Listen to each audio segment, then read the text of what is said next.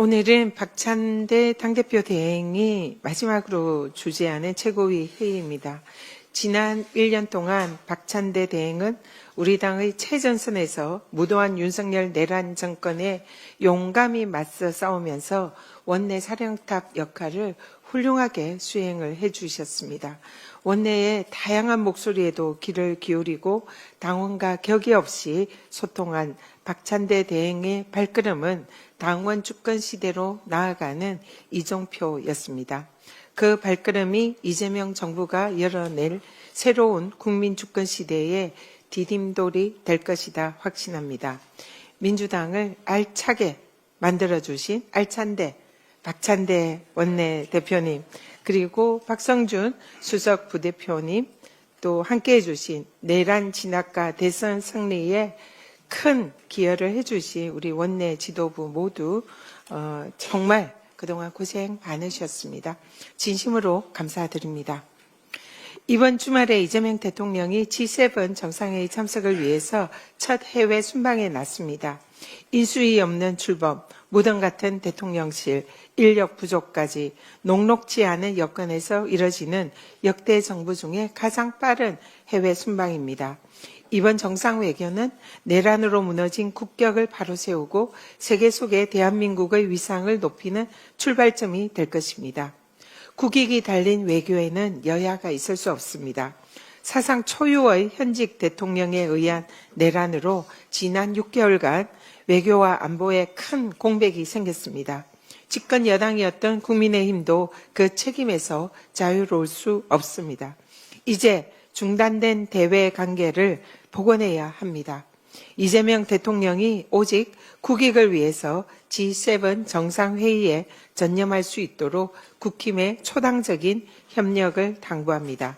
내란으로 초래된 외교안보 공백에 책임 있는 정당으로서 전향적인 자세를 보여주기를 기대합니다.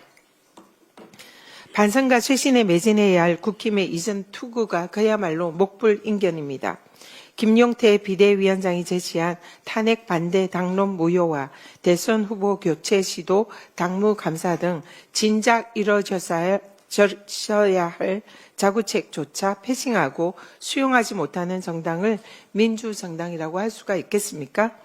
국민의힘의 진정한 살 길은 친한도 아닌 친국민임에도 알량한 권력 유지를 위해서 당권 싸움에만 골몰하고 있습니다. 국민의 총칼을 겨눈 내란 수계를 제 손으로 쳐내지 못하고 당내 자성의 목소리마저 입틀막하는 정당은 더 이상 존재할 이유가 없습니다. 자진해산 권유드립니다. 거하게 맞서서 정의를 구현할 3명의 특검이 정해졌습니다. 특히 내란 수사를 진두지휘할 조원석 내란 특검은 현재 공수처의 수사 피의자인 최재해 감사원장, 최달령 사무총장, 유병호 감사위원, 이 감사원의 불법 상가 카르텔에 맞서 단호히 맞서 싸운 정의감이 투철하고 강직한 분입니다. 제가 국민권익위원장 시절 윤석열 정권의 공포스런 탄압에 혼자서 고립무원으로 정권과 맞짱 떠서 싸웠을 때에 당시 일면식도 없었던 조은석 감사원 주심위원은 제 모든 혐의가 억울하게 조작된 것이라며 용감하게 진실을 밝혀주셨습니다. 서슬프런 윤석열 정권 초기 시절 대통령과 감사원이 한몸이 되어버린 불법적인 표적 감사에 제동을 걸어서 암혹한 시기에 정의가 살아있음을 보여준 것입니다. 조은석 특검이 외압에 굴하지 않고 내란의 진상을 철저히 밝힐 내란 특검의 적임자임을 확신하고 환영합니다. 악의 뿌리가 깊은 만큼 저항도 거셀 것입니다. 조은석, 민중기, 이명현 특검 모두 수사력은 물론이고 외압에 흔들리지 않는 강직함을 갖췄다고 평가합니다. 세 분의 특검이 오직 국민만 바라보고 성역 없는 진상규명에 힘써주시기를 기대합니다. 이상입니다.